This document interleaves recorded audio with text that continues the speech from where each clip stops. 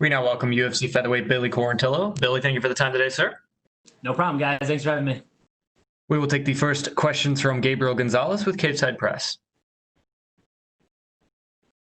Hello, Billy. You've gone from the local circuit to now having 2 UFC victories under your belt.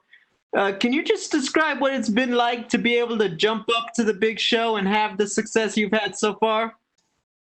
Yeah, it's been it's been a long time coming. I just saw it was the 5-year anniversary of the Ultimate Fighter that I was on. A team favorite versus McGregor. So it's definitely been a lot of hard work I put in, and it finally feels like it's paying off. And it's just a great feeling, man. This is a dream come true to be here, and to be 2-0 and looking to go 3-0. It's literally a dream come true.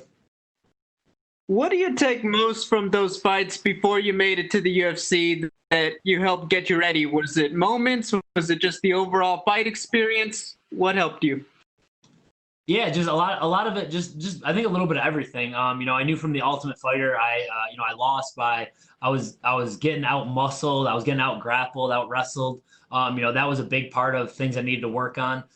It was also at 155 pounds, was at lightweight. I kind of realized I was a pretty small lightweight, and that I was able to make 145. So changing the weight class, fighting at 145, which is closer to my my frame, and just getting the experience, being around all those guys, being around Faber and McGregor, and knowing that I was capable of competing with these guys in the UFC. This is your second fight of the pandemic era. Does it feel familiar to get back there to Vegas and the hotel? Does it feel like deja vu? Yeah, it really does, man. It feels like it's like I'm doing the exact same thing over again. We just have a different opponent. I like the matchup once again, and everything else has been pretty smooth. I got some weight to cut today, and then it's time to have some fun. Did you bring anything different with you to help pass the time at the hotel now that you've had the experience?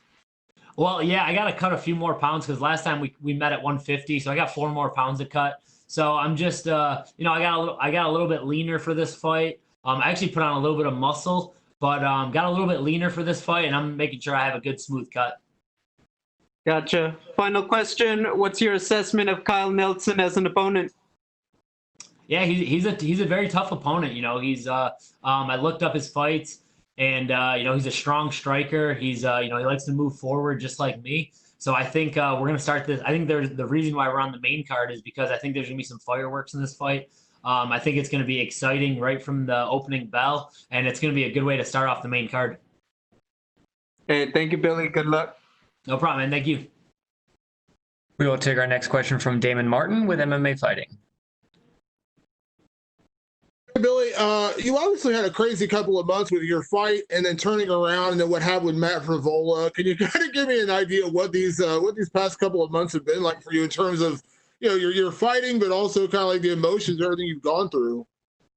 Yeah, I kind of try to keep my emotions in check because, as crazy as it's been for me, it seems like it's been pretty crazy for everyone else too. This is obviously not normal being in a room with a bunch of guys with masks on right now. I just, the fight was great. It was a risky fight to take at 150. And then to come back, it was unfortunate that I tested positive. I felt, really bad about it, but obviously it was out of my control. And the UFC said, whenever you're ready, let's fight again. And I took the first opportunity they gave me. They offered me Kyle. And, I really, this is what I do for a living. I love it. And I'm trying to be a big star in this sport. So I want to just keep fighting and keep getting wins. You, when you got diagnosed with COVID-19, I had seen a couple of interviews with you where you said you were asymptomatic. You never really got with that. Did you ever deal with any symptoms or anything? No real symptoms. I had like a stuffy nose. And then for like a couple days, I couldn't really taste everything as normal. But just having the stuffy nose, it didn't even alarm me because I've had allergies. I've had a broken nose before, so I wouldn't even have known that I had anything.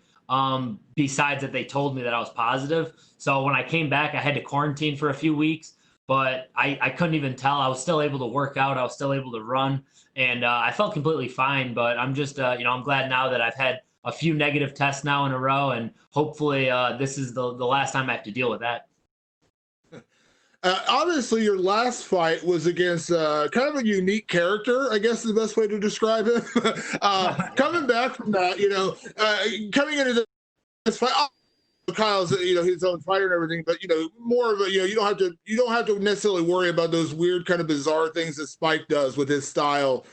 Is it easier or more fun to prepare for an opponent like that, or does it really matter? Yeah, every fight's different.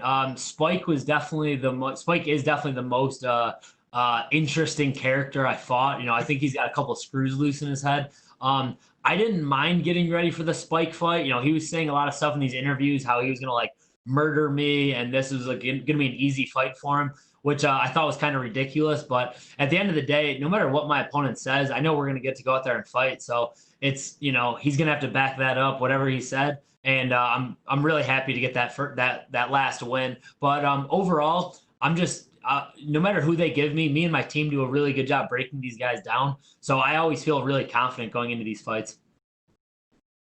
And last question, you coming out the Contender Series, you're on a pretty good win streak right now.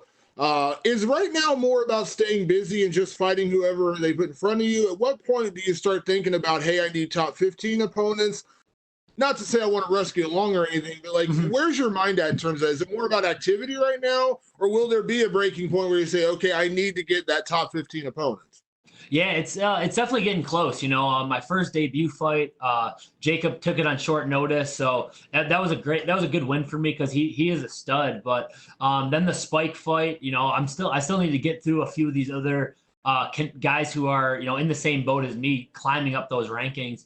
But yeah, I definitely feel like when I get past Kyle, that we will step up in competition a little bit, and by next year, definitely looking for ranked opponents, because that obviously it's the ultimate goal is to be a world champion, to be on these pay-per-view cards, to get more of a spotlight. So I definitely think I'm heading in that direction, but I got to just keep winning and just keep making a statement, and that's why I need to go for a finish, Saturday night.